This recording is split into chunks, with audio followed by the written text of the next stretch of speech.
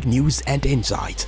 Be it breaking news, thought-provoking discussions, we are your number one online radio station in Southwest Nigeria. We are dedicated to delivering top-notch content that keeps you informed, entertained, and engaged. Stay connected on Power 365 Radio by following us on all our social media platforms, on Facebook at Power 365 FM, Instagram at Power 365_FM. Power 365 Radio, your source for news and insight.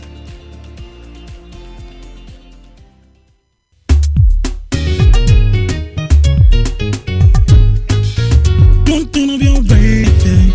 This is 365 Power FM. Don't turn off your radio. You are listening to Power FM. This is 365 Power FM.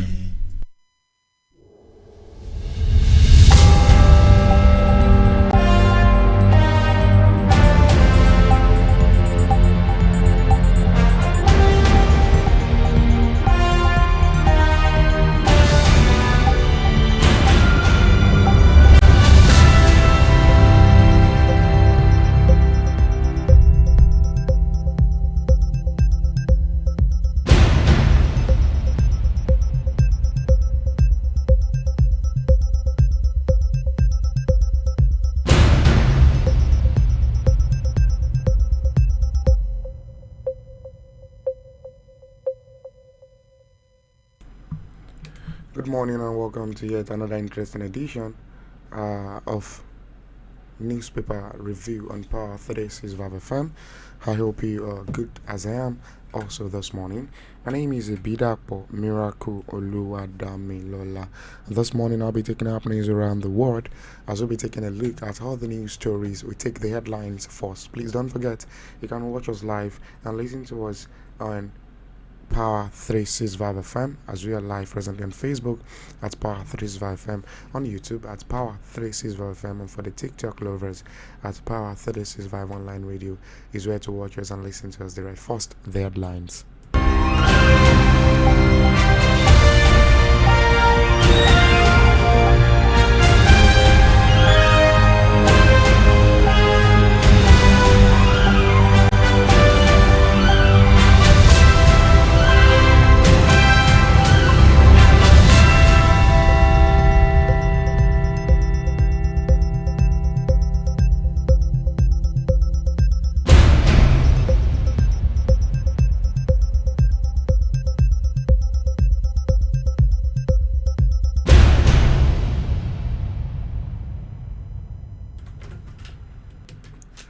China to raise retirement age for workers.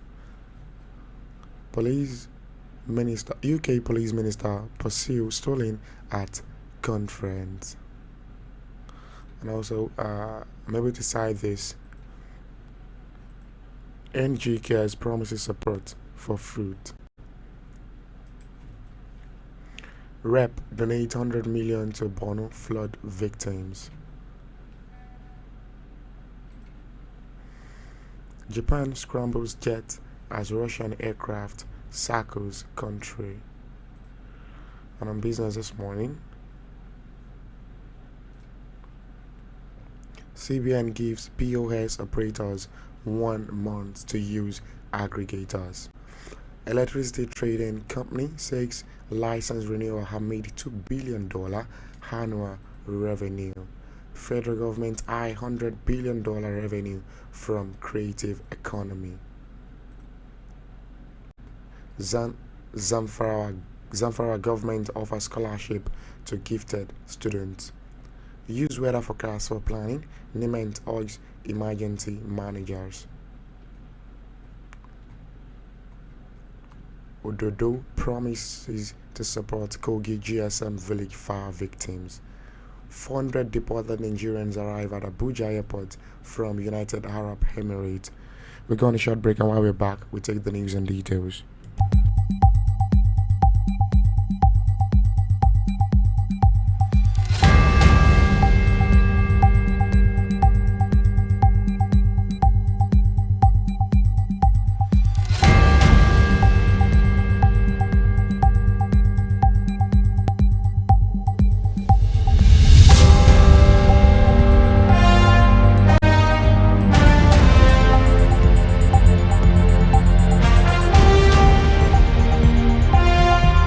1 month to use aggregators. The Central Bank of Nigeria has directed that all point of sale stated that the move was aimed at enhancing the tracking and management of electronic transactions in the country. As part of effort to mitigate the concerns regarding channeling all point of sale transactions through a single aggregator, the CBN on April 19, 2024 granted a second PTSA license to Unified Payment Services Limited. In furtherance of the above, the CBN hereby directs as follows. 1. Acquirers are henceforth required to route all transactions from POS terminals at merchant and agent locations, whether on physical or electronic POS terminals, through any CBN licensed payment terminal service aggregators. PTSAs are required to send POS transactions to only processors certified by the relevant payment scheme nominated by the acquirer and licensed by CBN, the Apex Bank noted. You can pick up a copy of the Punch newspaper and read further details on that, as CBN gives POS operators 1 month to use aggregators.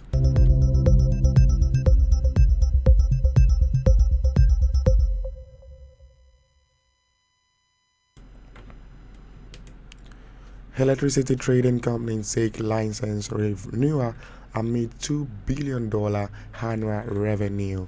The Nigerian Bulk Electricity Trading Plaza has requests from the Nigerian Electricity Regulatory Commission, citing its contribution to the power sector.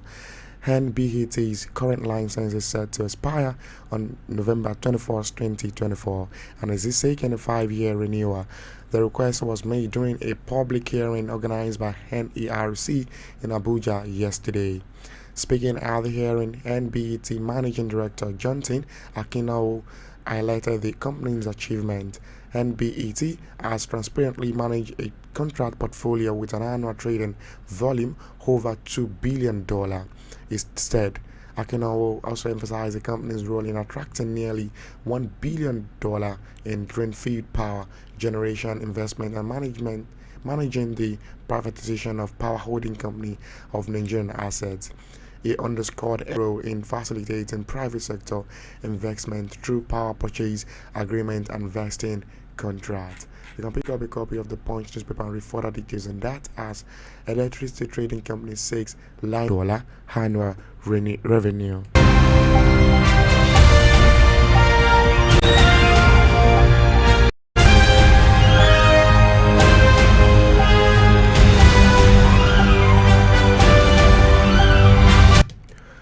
Federal government $100 billion revenue from creative economy and create over 2 million jobs from Nigerian creative economy yearly. The Minister of Art, Culture and Creative Economy, Hannatu Musawa, unveiled the government's plan on Wednesday at a roundtable for local and international investors, where she presented a military 8-point plan and roadmap in Ikoyi, Lagos. Musawa lamented that despite its huge potential, Nigeria's creative industry currently contributes just $5 billion to the economy, when its different subsectors at various stages of development. She said statistics from the National Bureau of Statistics indicate that Nigeria's creative economy has a very low contribution to overall GDP in comparison with benchmark countries, with the industry contributing just 1.2% to Nigeria's GDP in 2022, the least when compared to the African countries like Morocco, 2.7%, South Africa 3.0%, Egypt 4.3%. Also, she noted that Nigerians rank low 1.0% in its ability to earn government revenue from the sector compared to South Africa 12.5%. You can pick up a copy of the Punch and read further details on that, as federal government's high $100 billion revenue from creative economy.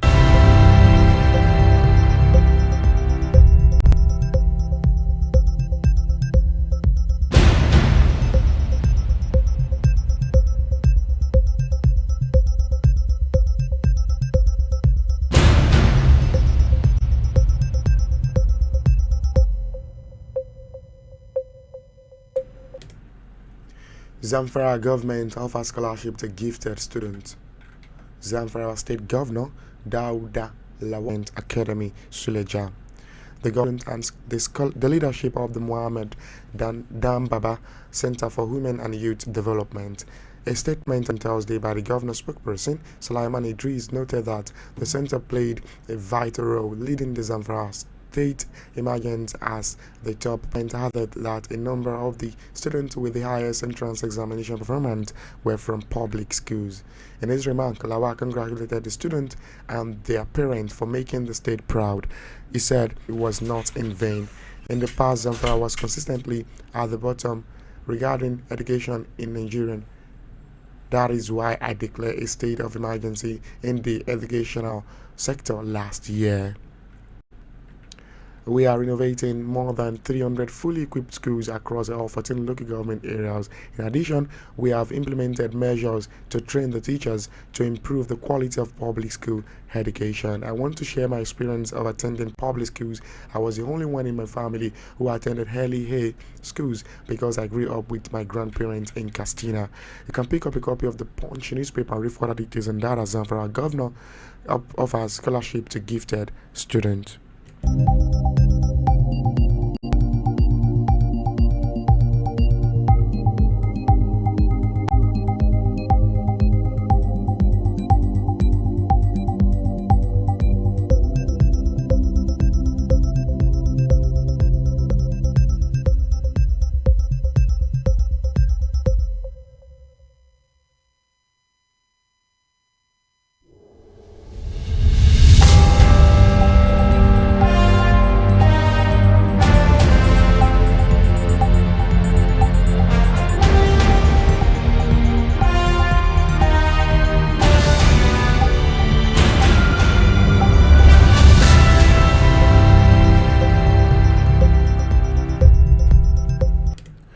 Use weather forecast for planning. NIMET urges emergency managers. The Nigerian Meteorology Agency has advised government, emergency managers, and relevant bodies to make use of weather forecasts for effective planning. The NIMET Director of Applied Meteorology Services, Mrs. Glory Onyegbule, gave the advice at the National Emergency Coordination Forum organized by the National Emergency Management Agency in Abuja yesterday. Onyegbule said the NIMET, in fulfillment of its mandate, issued seasonal climate predictions for the entire country. According to her, the agency made the stakeholders, particularly emergency managers, to know what Nigerian climate would look like in 2024 in terms of rainfall and other climatic factors. In the seasonal climate prediction, we predicted onset date of the raining season. We also predicted disposition date, the expected annual rainfall amount, and the length of the rainy season. In doing this, we also compared the impact of all these predictions to long-time averages. Then we saw that there were deviations, especially in areas such as the northeast, places such as Maiduguri and Bauchi, and we made these available for Nigerians in time. You can pick up a copy of the Punch newspaper and read further details on that as the urge use weather's forecast for planning NIMET urged emergency managers.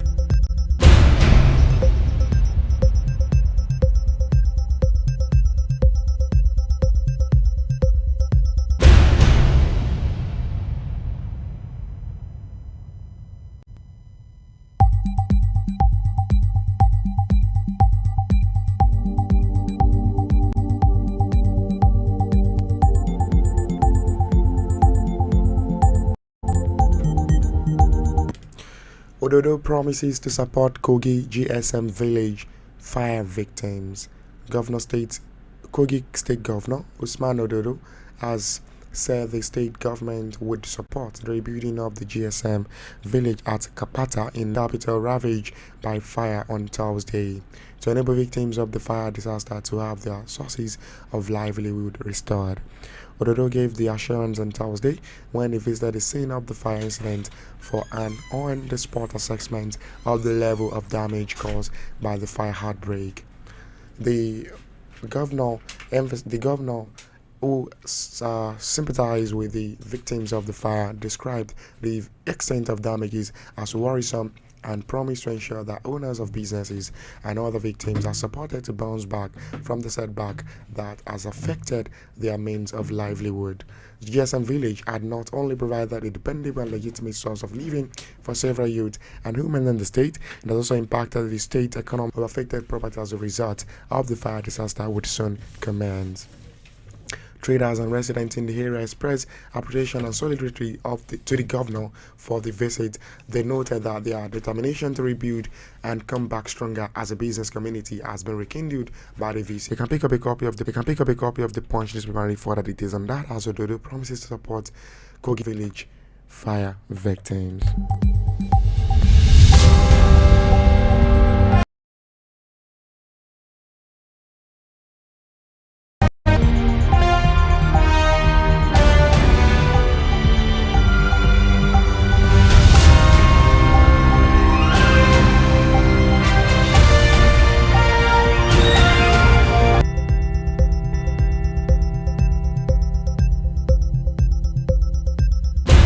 Nigerian in the deportees were received the UAE. You can pick up a copy of Punch newspaper for further details on that as 400 deported Nigerians arrive at Abuja airport. This morning, let's quickly run to the Naira to burn on flood. Victor promises to support Kogi revitalization of Perm's products company. Thank you so very much for joining us on Newspaper Review this.